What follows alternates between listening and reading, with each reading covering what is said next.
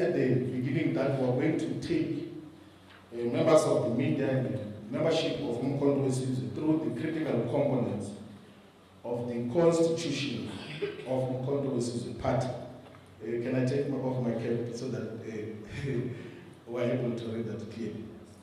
Now, we're going to circulate the hard copies for those of you who are here, but also will circulate the electronic version. So I'm going to go briefly now through the preamble of the constitution of Umkhonto Wesizwe Party. It reads as follows: that we, the indigenous people of the African continent, and all people of African ancestry all over the world share the common scars of slavery, colonization, and colonialism, which dispossessed us of our land, natural and economic resources, dignity, heritage, culture, languages, and identity. Since the beginning of slavery and colonialism, all people of African ancestry continue to be on the margins of mainstream economic and social participation and relevance. In South Africa, the black majority and indigenous people were subjected to centuries of colonialism and apartheid, which was manifested through a symbiotic combination of political, economic, social, spatial, cultural, and knowledge or ideological apartheid and oppression. The symbiotic and mutual reincarnation of these forms of apartheid and oppression constitute the core of why the black majority and indigenous people have and continue to be subjected to colonialism and apartheid, oppression, and exclusion. The period and era of the struggle against colonialism and apartheid have revealed that at the center of the liberation struggle has to be the aim for total liberation and freedom from oppression and exploitation. The struggle against apartheid and colonialism is not linear and always encounters setbacks and counter-revolutionary moments and episodes which must be resisted and combated through revolutionary vigilance, fortitude, and resilience. Political apartheid and oppression happened through the conquest, subjugation, oppression, and exclusion of black and indigenous people in the political life of South Africa, where the oppressed were not allowed to vote and be voted for. Economic apartheid and oppression happened through white minority capitalist oppression, where racism was used as an instrument of capitalist super-exploitation. And this constituted the backbone of colonialism and apartheid. Social apartheid and oppression happened through systematic and systemic racism, which positioned black people as an inferior race, not permitted to gain the same privileges as white people, or permitted to express their full cultural and traditional identity and existence as a people. Spatial apartheid and oppression happened through land dispossession and the relegation of the black majority into less qualitative and the least productive land and spaces of South Africa's surface. Cultural apartheid and oppression happened through the distortion, demarcation, and attempted obliteration of black people's cultural systems, including systems of traditional leadership, medicines, and custom, as well as undermining of indigenous languages, norms, and value systems such as Ubuntu and collectivism. Ideological or knowledge apartheid and oppression happened through the degradation of African knowledge systems, religions, and the imposition of colonial-based education system. While overt political apartheid was ended through the first inclusive elections in 1994 in South Africa, there still exist very strong and visible components of economic, social, spatial, and ideological knowledge apartheid and oppression. The system of colonialism and apartheid did not end in 1994, but took a different form and shape. Attempts to reverse the total impact and consequences of apartheid continue to be suppressed, bastardized, and criminalized by the white racists in partnership with black collaborators, all under the direct support of the imperialist and racist global order and its sponsored media. As with the leaflet announcing the formation of Umkhonto Wesizwe in December 16, 1961, after the banning and legalization of the liberation movements by the white minority racist apartheid regime, the announcement statement made by President Jacob Zuma on the 16th of December 2023 is signaled our refusal to surrender to the struggle against neocolonialism apartheid. The statement of President Zuma on the 16th of December 2023 signals our refusal to surrender in the struggle against neocolonialism and apartheid. South Africa is currently still under neo-colonial and apartheid rule, which excludes the black majority and indigenous people from any meaningful economic participation and benefit. South Africa is still defined by strong and continued presence of economic, social, spatial, cultural, and knowledge ideological apartheid and oppression. The statement of President Jacob Zuma on the 16th of December 2023 represents a clarion call that the struggle continues, and the current phase of struggle requires unity in action of all the oppressed masses of our people. The statement of President Zuma on the 16th of December 2023 is a call to action that will still lead to fight for true and real freedom and emancipation. Above all, the statement of President Zuma is a cry for the unity of the progressive forces which represents the oppressed. The statement represents the foundational contemporary reason why Umkhonto we Sizwe Party exists. Every cadre of Umkhonto we Sizwe must read and internalize it. It must be conceptualized as a living document in analyzing the current conjuncture and phase the struggle and fight for radical economic transformation and economic freedom. Umkhonto we Sizwe Party exists to realize the broad-based and total liberation of our people from political, economic, social, spatial, cultural, and knowledge or ideological apartheid and all other forms of oppression and exclusion. Total freedom, total political freedom means that as a people of South Africa and the African continent, we must be able to establish our own political institutions and take our own political decisions without supervision from the white former colonizers and the imperialist global West. Total economic freedom and emancipation means that the people of South Africa and Africa should be able to own, control, and meaningfully benefit from the economic resources systems and determine our destiny without neo-colonial and neo-apartheid interference and racist supervision. Total social freedom means that all forms of racism must come to an end and there must be a full integration of all the people who live and stay in South Africa. Total spatial freedom means that the whole of South Africa must be fully integrated and land must be shared equitably amongst the people of South Africa. There must be little distinction between urban and rural, and there must be no distinction between townships and affluent suburbs. Total cultural freedom means that whilst embracing the values of a democratic society, we should aggressively reassert our indigenous cultural heritage and systems. Total knowledge and ideological freedom means that we should regain full control of our knowledge systems and all forms of organized knowledge and decolonize educational systems and finance. Decolonization must lie at the ideological center of the new struggle for the total liberation of our country, the continent, and the world. The white colonial settlers defeated and subjugated the black majority of Africans in South Africa because the resistance and struggle against colonialism was fought by small groups of indigenous leaders and clans. In their journey of colonial conquest and subjugation, the white colonial settlers never encountered black people as a unified opposition against colonialism. Whilst the liberation movement attempted to unite the forces of resistance from 1912 onwards, the period we are in has stratified and continues to divide black political resistance to neo-colonialism. Umkhonto we Sizwe Party is therefore a political movement that seeks to unite all the anti-colonial, anti-apartheid, and anti-imperialist progressive forces to continue and to complete the unfinished fight for total liberation and freedom.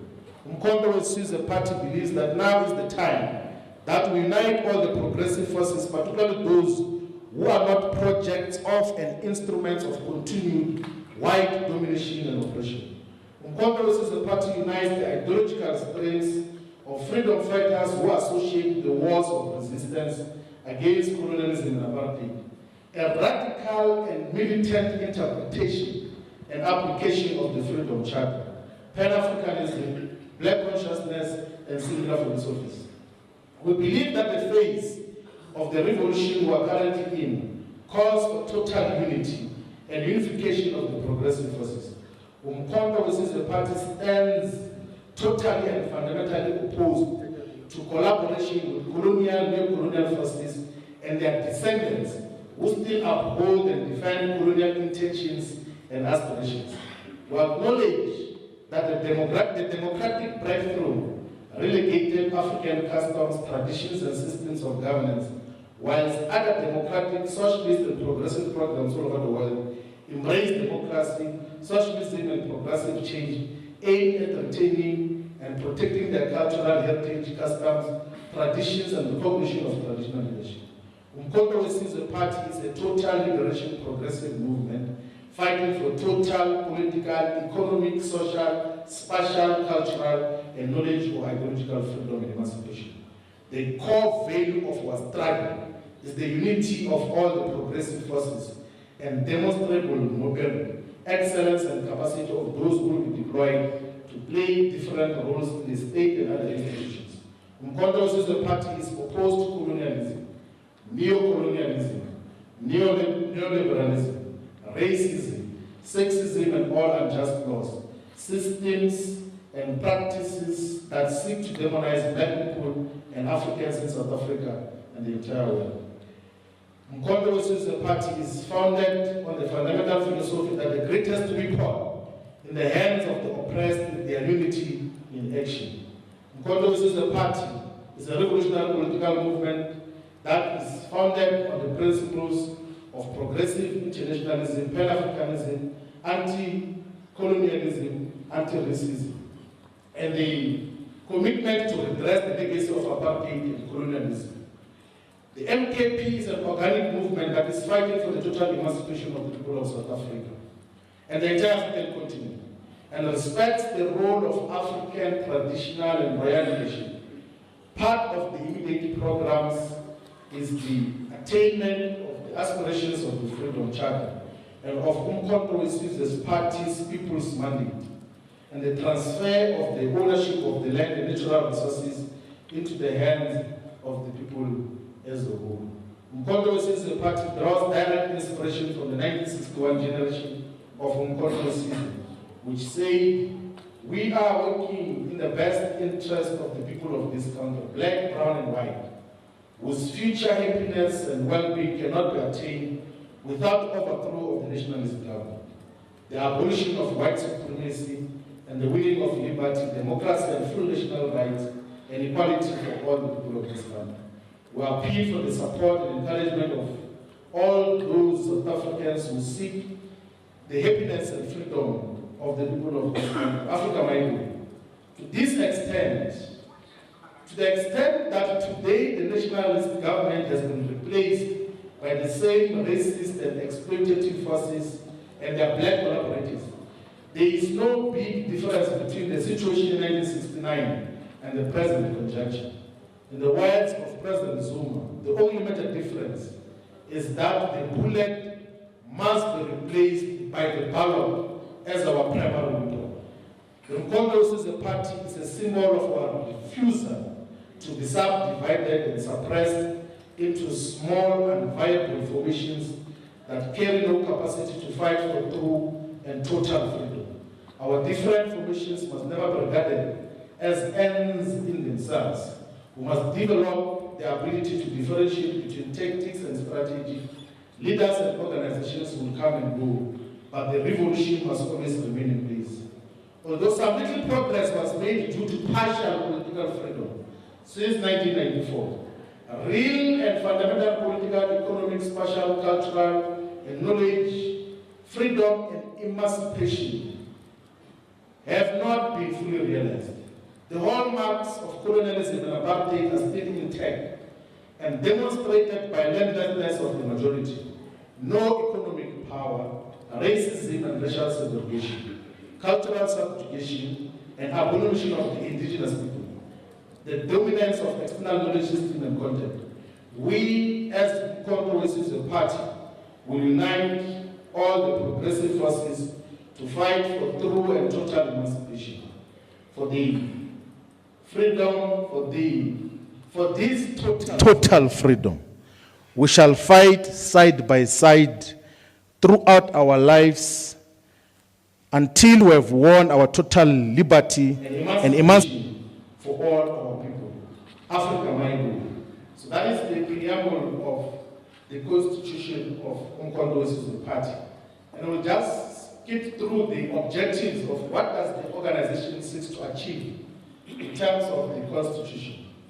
Objective number 1 is to unite all the anti-colonial, anti-imperialist, and anti-racist progressive forces in South Africa to fight for total political, economic, social, spatial, cultural, and knowledge freedom and emancipation. Number 2 is to tirelessly fight for the return of all of South African natural and economic resources to the ownership, control, and benefit for all the people as a whole. Number 3 is to mobilize, educate, agitate, conscientize the people of South Africa behind the mission and vision for total economic emancipation, radical economic transformation, and economic freedom. Number 4 is to reclaim all the land and natural resources that were forcefully and violently taken from indigenous people and redistribute it to the people equitably through the instrumentality of democratic state. Number 5 is to introduce parliamentary sovereignty and power in a manner that will represent the interests and aspirations of the people. Number 6 is to democratically and decisively take over political power in South Africa, which will be used as an instrument for total freedom and emancipation. Number 7 is to take over economic power and pursue economic expansion through purposeful state-led industrialization. Number 6 is to develop and grow the productive forces of the economy in a manner that will guarantee full employment and create conditions for common and full prosperity for all the people of South Africa. Number 9 is to create full employment for all the people who need quality and sustainable jobs. Is to fight, number 10, for the interest, rights and aspirations of all workers, including the rights to unionize, to work in safe and protected workplaces, and the right to earn a living wage. Number 11 is to fight poverty and reduce inequalities in South Africa. Is to fight crime and eliminate all forms of criminality in all spheres and sectors of society as number 12. Number 13 is to assemble the best qualified and most skilled relevant people to provide responsive and responsible government which will benefit all the people of South Africa and maintain mutually beneficial economic, political, and social relationships with people of the African continent and the world. Number 14 is to promote intellectual work amongst black people, which will innovate, invent, and produce new ideas and solutions to the people as a whole, and in a manner that is organically connected to indigenous knowledge systems and appreciation of the progress made in other parts of the world. Number 15 is to fight for and introduce free, quality, and decolonized education for all from elementary school until postgraduate level. Number 16 is to elevate and officially recognize the role of royal, indigenous, and traditional leadership in South Africa's democratic system through giving clearly defined legislative and oversight powers to the National House of Traditional Leaders. Number 17 is to fight, champion, and advocate for the interests and aspirations of professionals, particularly those historically excluded from main participation through apartheid and colonialism. Number 18 is to fight, champion, and for the interests and aspirations of all military veterans and ex-combatants. Number 19 is to defend, promote, and protect all forms of spiritual and religious expressions, freedom, and association. Number 20 is to fight for, promote, and advocate for gender equality in all MKP structures and all spheres of society. Number 21 is to fight all forms and manifestations of gender-based violence and crime against children and people with disabilities. Number 22 is to fight for the cultural and knowledge, ideological relevance and hegemony of all South African cultural and knowledge systems and solutions. Number 23 is to fight for the mainstreaming of sound traditional and indigenous healing systems and medicine in a manner that will collaborate with and enhance scientifically proven solutions. Number 24 is to raise the level of political consciousness amongst all people of South Africa and thoroughly engage in the battle of ideas within our country, our continent, and the world. Number 25 is to fight racism wherever it is manifested. Number 26 is to resist any form of collaboration with the racist minority agenda and program. Number 27 is to decolonize South Africa's knowledge systems and laws in a manner that will embrace and uphold decolonized laws and systems against colonial and neo-colonial laws such as the Roman Dutch law and the English law and doctrine which lie at the root of the present so-called common law. Number 28 is to build sound and fair relationships between the people of South Africa and the entire African continent in a manner and direction that seeks to achieve gradual integration towards common prosperity, freedom, and development. Number 29 is to build sound and fair relationships between the people of South Africa and the global South in a manner and direction that seeks to achieve common prosperity and freedom. The last objective is to contribute towards the progressive shift in the global balance of forces by strengthening institutions of the global South like BRICS Plus and all its alliances. Now, in terms of membership of Umkhonto as a party, it's open to all South Africans who are registered to vote and are above the age of 16.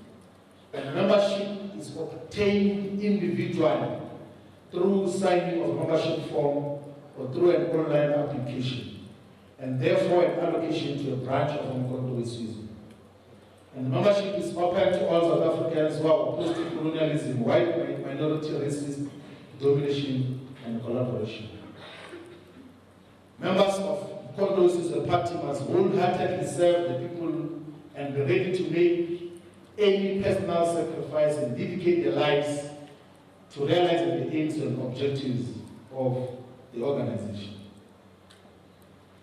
Members of Umkhonto Wesizwe party shall forever owe their allegiance to ordinary members of the working people. No member of Umkhonto Wesizwe shall pursue any self-enrichment, personal gain, or privilege at the expense of the people and the organization.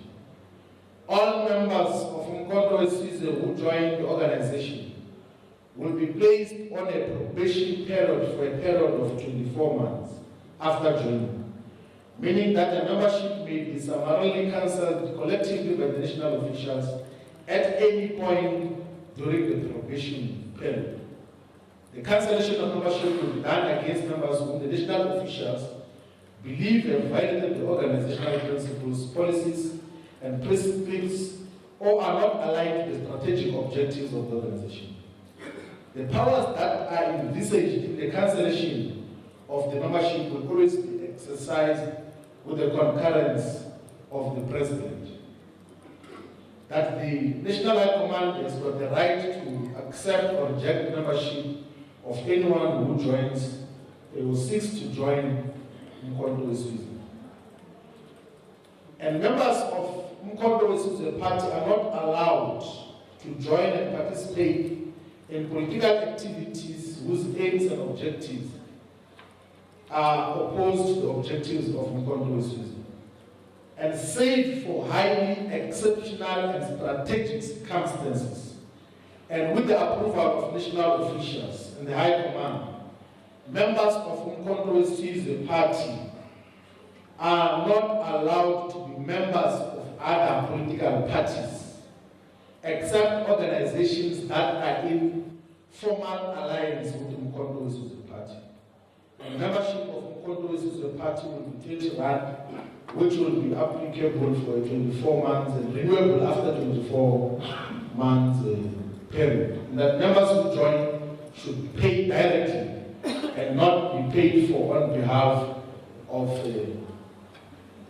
the members. And then those who join are going to sign a membership declaration, which is in the Constitution, which amongst other things says that I join Umkhonto as a party with the full knowledge that in the intervening period, I will be under probation and my membership can be cancelled if I do not move in accordance to the organization. Then the principles that are contained in the Constitution, which we are not going to read all of them, that anchor the organization. One is principle of Ubuntu Ubuntu. The second principle is the principle of unity in action. The third principle is the principle of Pan-Africanism, patriotism, and equality. The fourth principle is the principle of honesty and respect. The fifth principle and value of the organization is democratic centralism. The sixth principle is mandate, accountability, and reporting.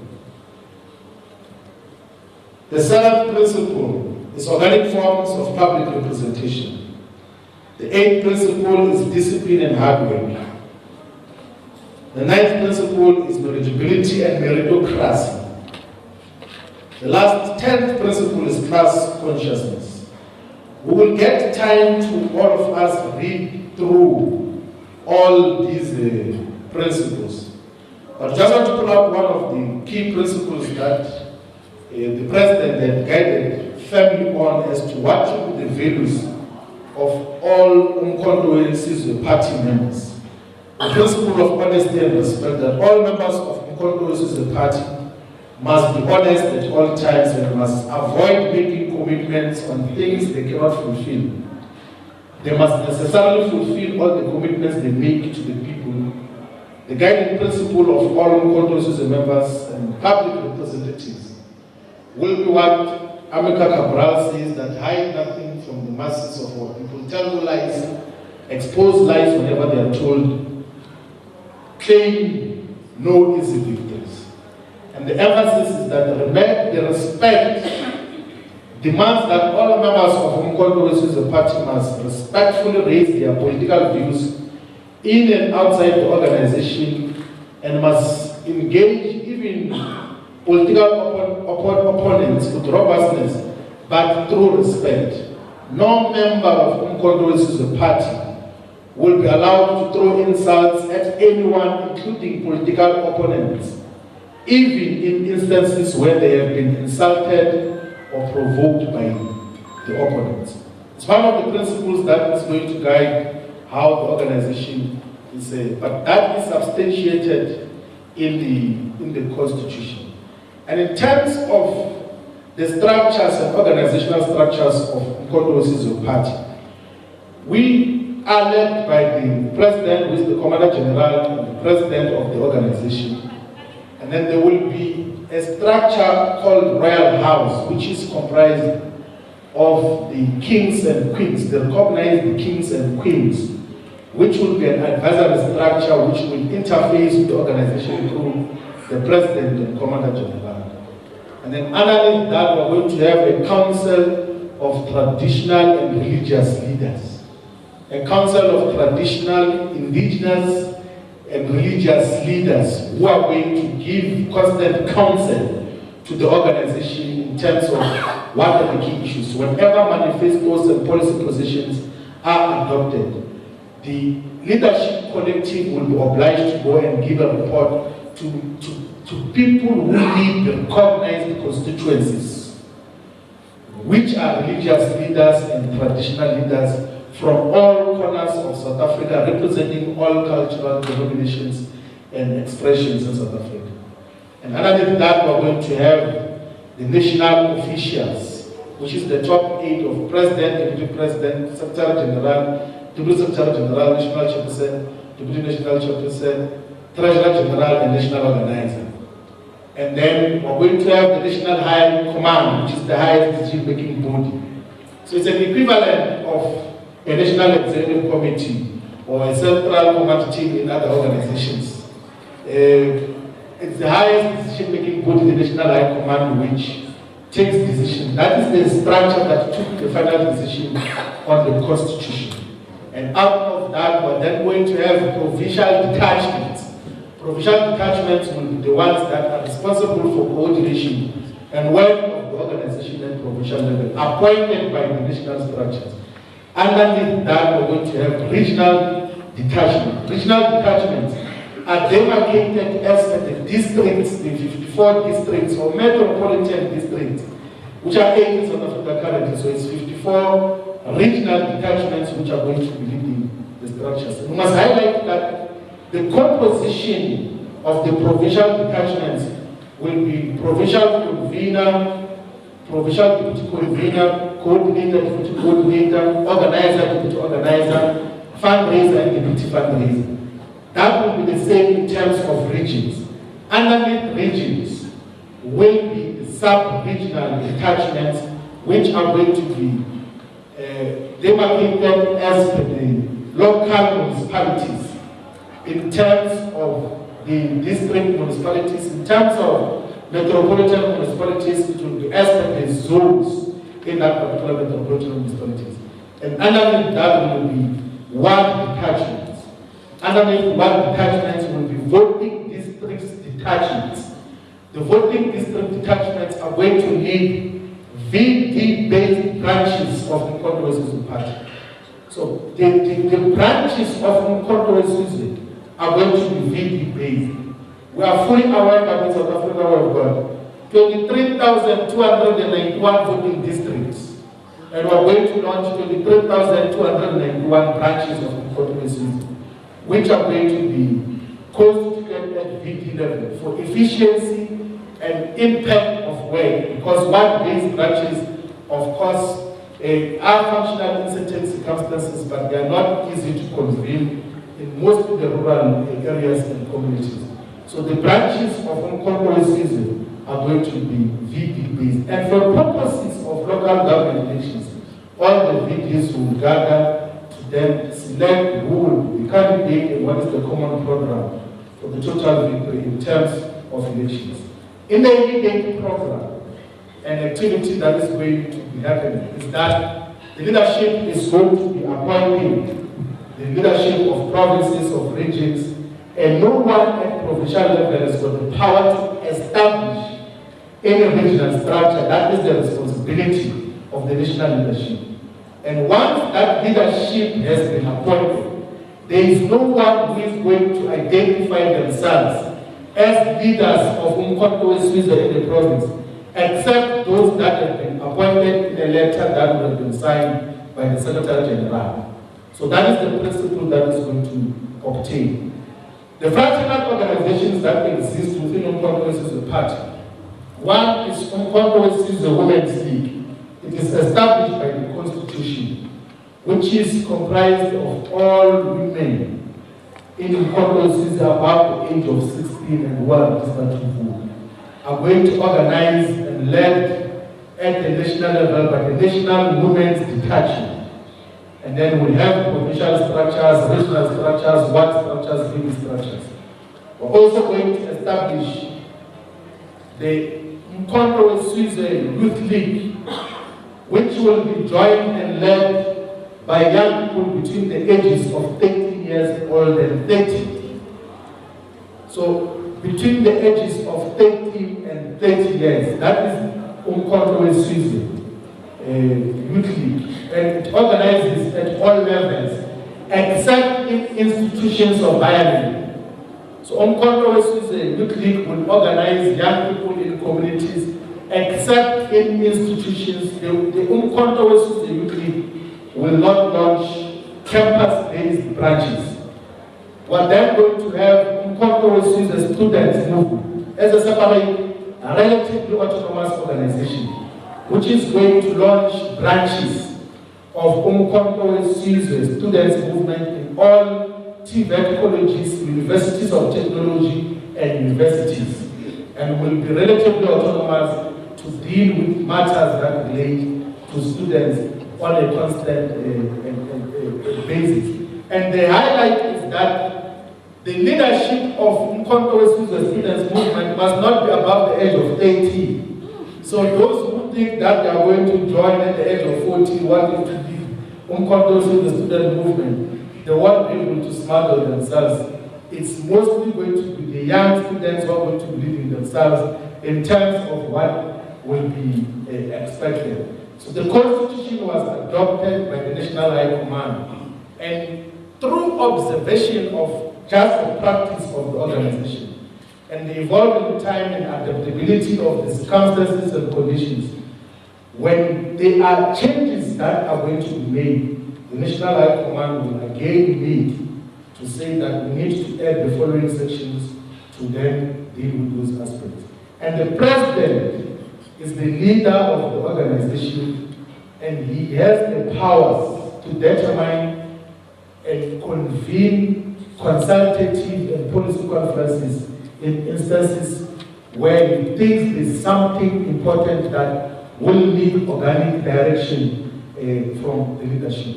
He also has the power to decree practices and decisions that go contrary to the main objectives of the organization. Ladies and gentlemen, the people of South Africa, the Constitution of Umkhonto is the party. Thank you very much.